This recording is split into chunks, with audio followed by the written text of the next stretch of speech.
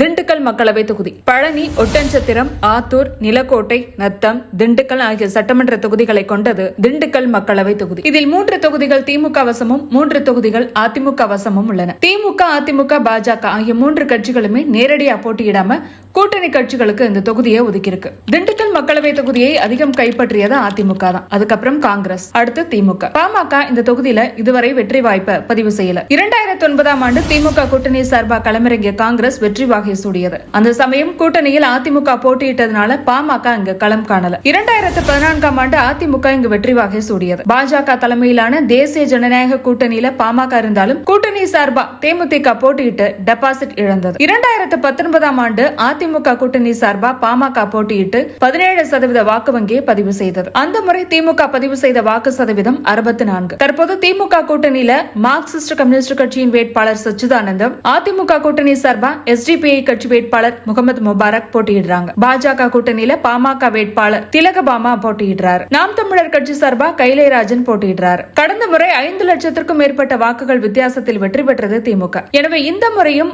அதே வாக்குகள் வித்தியாசத்தில் வெற்றி பெற மார்க்சிஸ்ட் வேட்பாளர் சச்சிதானந்திற்கு ஆதரவா திமுக அமைச்சர்கள் ஐ. பெரியசாமி, சக்கரபாணி களமிறங்கியிருக்காங்க. அதிமுகவின் இரட்டை இலை சின்னத்துல போட்டியிடுறார் SDPI கட்சியின் வேட்பாளர் முகமது முபாரக். எனவே சின்னம் அவருக்கு மிகப்பெரிய பலமா பார்க்கப்படுது. பாமக வேட்பாளர் திலகபாமாவை பொறுத்தவரையில் கடந்த சட்டப்பேரவை தேர்தலில் ஆத்தூர் தொகுதியில போட்டியிட்டு வெற்றி வாய்ப்பை இழந்தவர். கடந்த முறை அதிமுக கூட்டணி பலத்துடன் களமிறங்கியே 5 லட்சத்திற்கும் மேற்பட்ட வாக்குகள் வித்தியாசத்தில் தோல்வி கண்ட பாமக இந்த முறை அதிமுக கூட்டணியை விட்டு பிரிந்து பாஜக கூட்டணியுடன் களம் காணுவதால் இந்த களம் பாமகவுக்கு கொஞ்சம் நெருக்கடி தான். பாஜக கூட்டணியில மற்ற கட்சிகளுக்கும் இங்கு பெரிய அளவுல வாக்கு வங்கி கிடையாது. அதிமுக, திமுக வாக்குகளுக்கு இடையே திண்டுக்கல்லில் பாமக டெபாசிட் பெற்றாலே பெரிய விஷயம் தான். எனவே திண்டுக்கல் களத்தை பொறுத்தவரை திமுக கூட்டணி இந்த தொகுதியில ஸ்கோர் செய்யவே வாய்ப்பு இருக்கு.